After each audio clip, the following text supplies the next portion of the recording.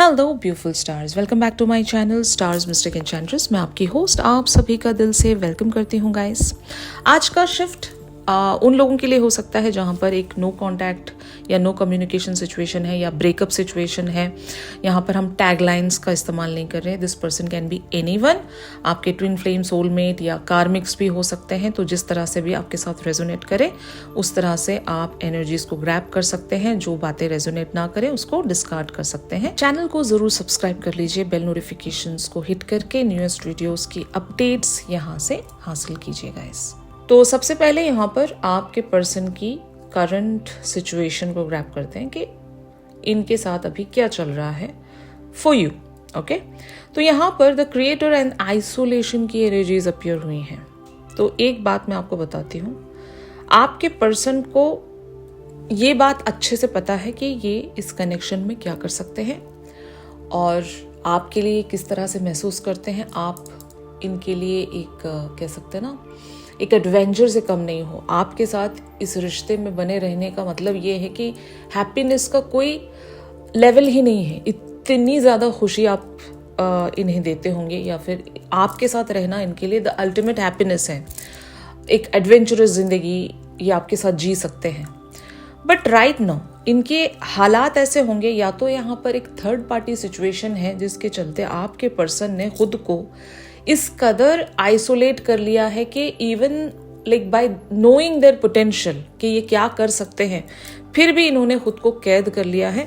और कह सकते हैं ना, यहाँ पर जो लोग भी एक मैस्कुलिन वाली एनर्जी में होते हैं, मतलब नॉट लिटरली डिवाइन मैस्कुलिन, जो भी शेयर मैस्कुलिन क्वालिटीज़ होती हैं जो आदमियों में होती हैं, मर्दों में होती हैं, वो लोग ये सोचते हैं ना कि अगर हम वल्नरेबल हो गए, अगर हम हमारी सिचुएशन के अकॉर्डिंग रो पड़े, तो वो हमारे लिए एक कह सकते हैं ना, एक शर्म की बात है, एक शेमफुलनेस की बात है कि मर्द को कैसे रोना आ सकता है, मर्द कैसे टूट सकता है, दैट इज़ नॉट पॉसिबल।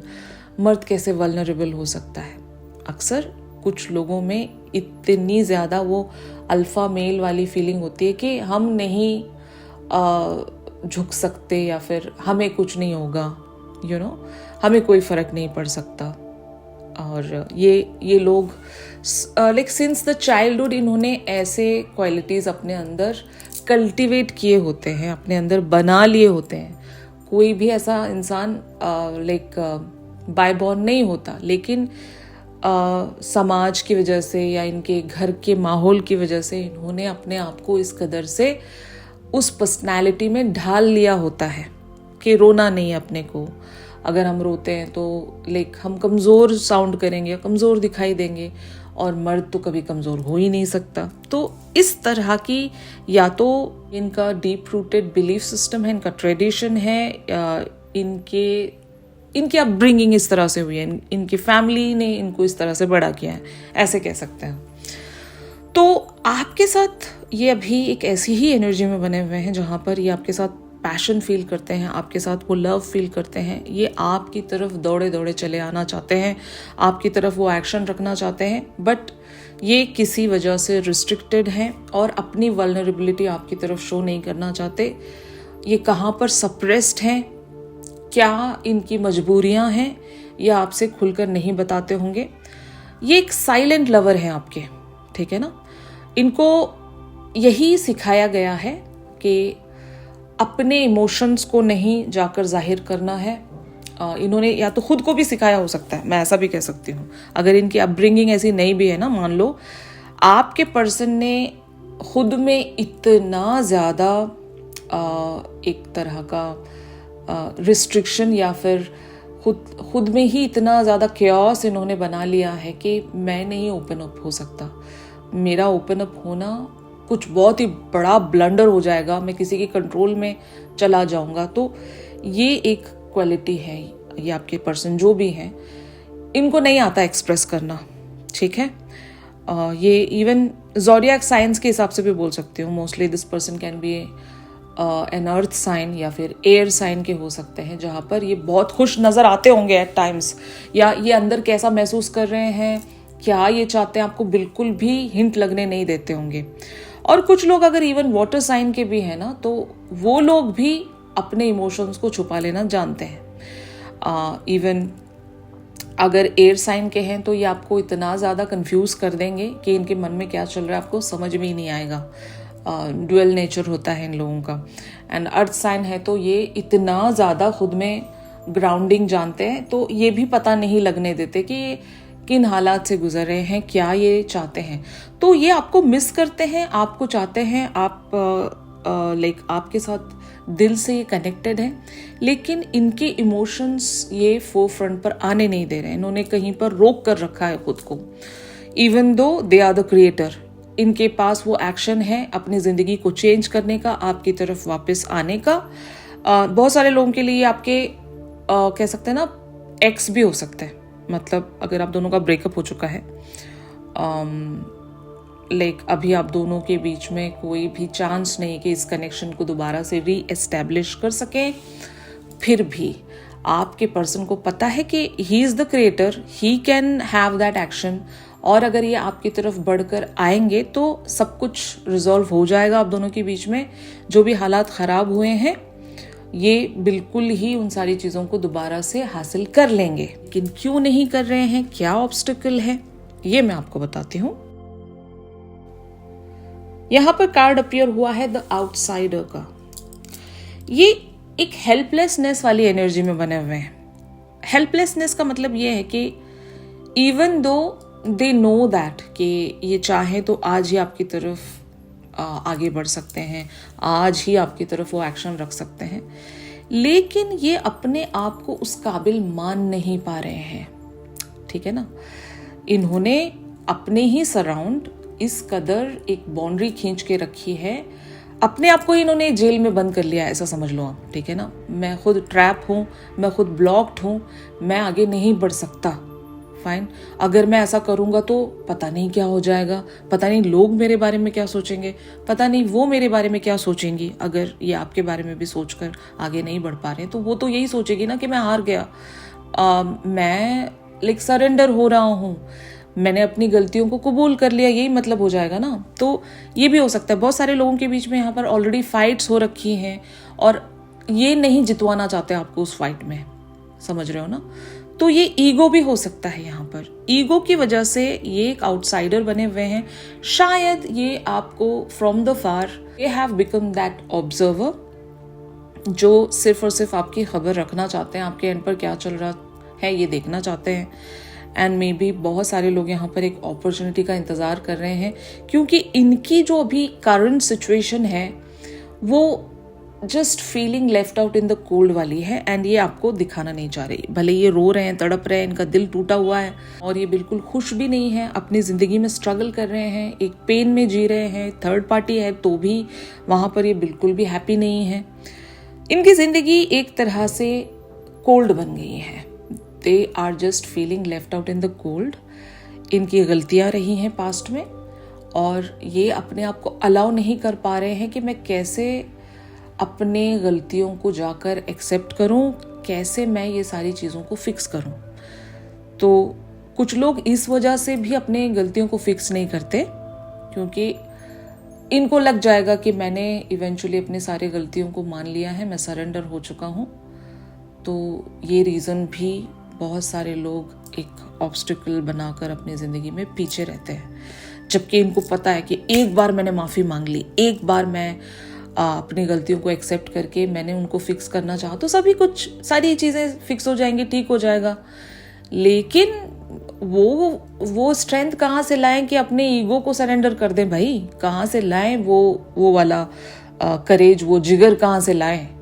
तो maybe that is the reason your person is seeing themselves as the outsider. They really can't be able to build up that courage कि मैं उस दरवाजे को खोलकर मैं आगे बढ़ सकूंगा।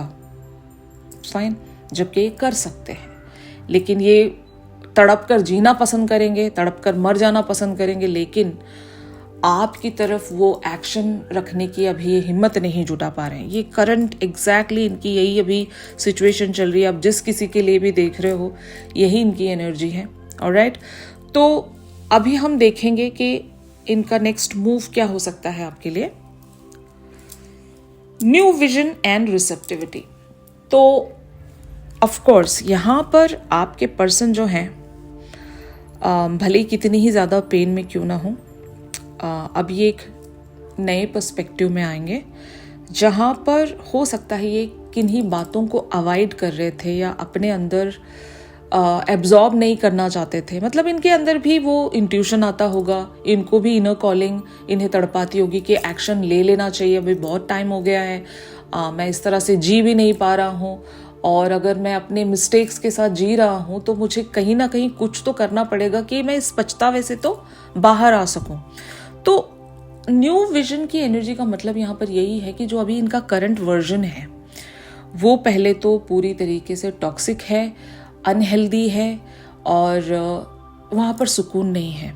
और जिस इंसान के पास सुकून नहीं है, क्योंकि इतने सारे मिस्टेक से वो इंसान घिरा हुआ है, उसने बहुत सारी गलतियां कर रखी हैं, उसको पता है कि मुझे जाकर माफ़ी भी मांगनी है, सब कुछ फिक्स भी करना है, तो इस पछतावे के साथ, इस गुनाह के साथ आप नहीं जी सकते, ठीक है।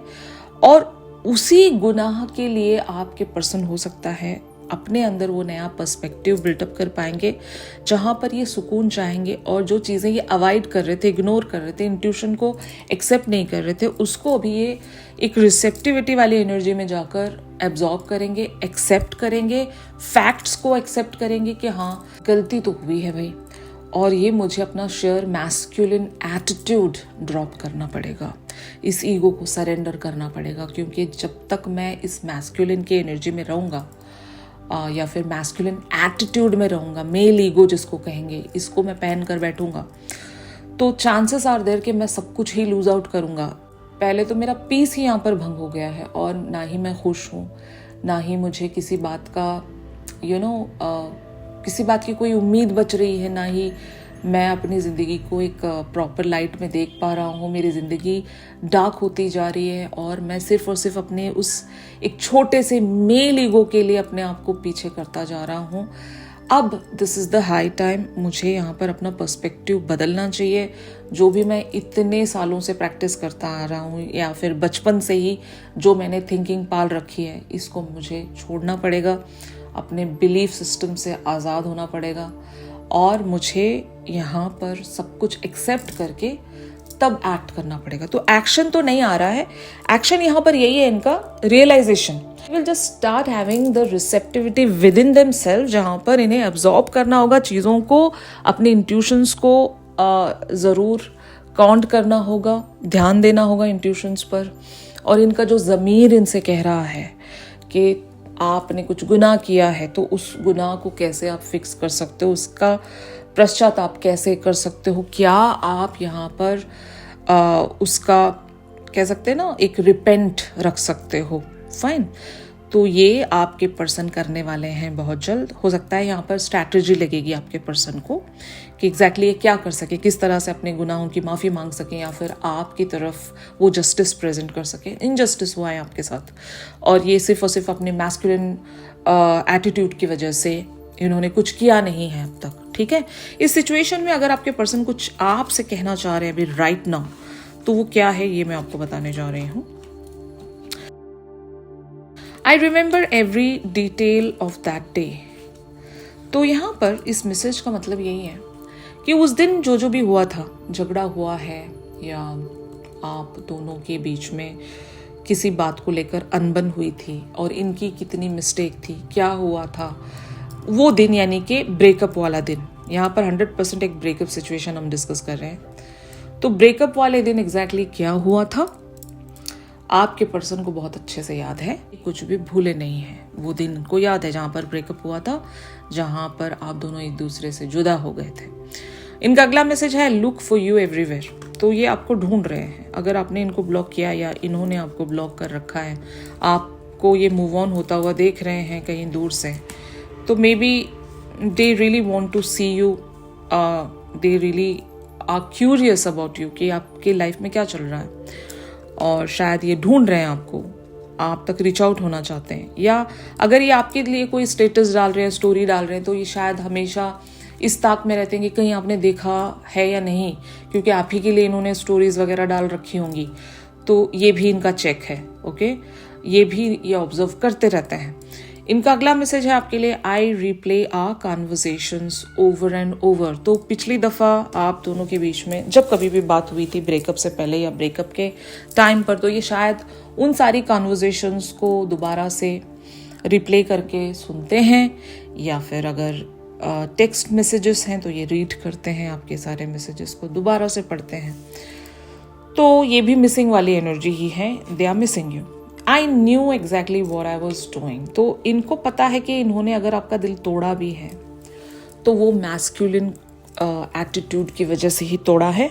इनके बिलीफ सिस्टम्स ऐसे थे कि इन्हें ना चाहते हुए भी वो करना पड़ा, या फिर अगर third party scenario, third party अगर इनके फैमिली वाले थे, इनके फैमिली वालों की वजह से इन्होंने इस तरह से एक्ट किया होगा, या अगर थर्ड पार्टी कोई पर्सन है तो उस इंसान की वजह से इन्होंने आपके साथ उस तरह से बिहेवियर्स रखे होंगे ताकि शायद आपका दिल तोड़कर आपसे वॉक अवे होकर ये शायद कहीं और पर अपना फोकस लगाना चाहते थे, किसी और को प्लीज करना चाहते थे। तो that was the reason. I know guys, it's bit harsh, लेकिन जो मैसेजेस यहाँ पर जिस एनर्जी के साथ अपीयर हुए हैं मैं वही रीड आउट करके आपको सुना रही हूँ। इनका अगला मैसेज है, the timing just wasn't right for us.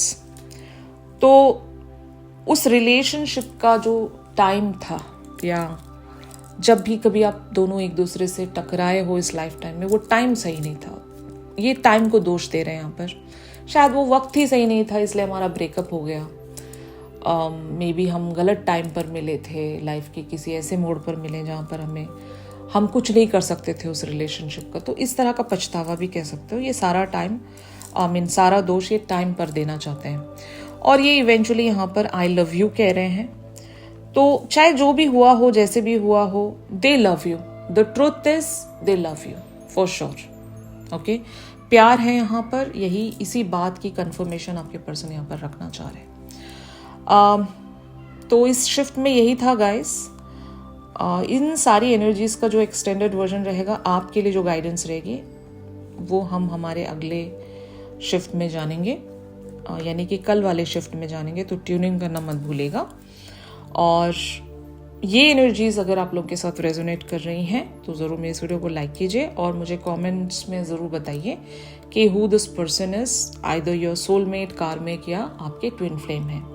मुझे ज़रूर बताइएगा ताकि मुझे पता चले कि आज हम लोगों ने किन की एनर्जीज को पिक किया है। ठीक है, तो मिलते हैं अपनी अगली रेगुलर रीडिंग्स पर। अगर आप फिर भी जानना चाहते हो कि ये पर्सन आपके लिए क्या फील करते हैं, इनकी तरफ से एक चैनल सॉन्ग ज़रूर ग्रैब करेंगे। तो मुझे लगता है कि कोई एक सैड सॉन्ग ही यहाँ पर बनता है। तो देखते हैं, जो भी रैंडमली पिक होता है मैं वही पिक करूँगी। तो चैनल सॉन्ग के लिए आप मेरी इंस्टा स्टोरी चेक कर सकते हो। प्राइवेट सेशंस के लिए आप मेरी दी गई कॉन्टैक्ट डिटेल्स पर ज़रूर कॉन्टैक्ट कर सकते हो। तो मिलते हैं अपनी अगली रेगुलर रीडिंग्स पर। तब तक के लिए आप सभी अपना ख्याल रखिए। Stay positive, stay safe, God bless you all, take care, bye bye.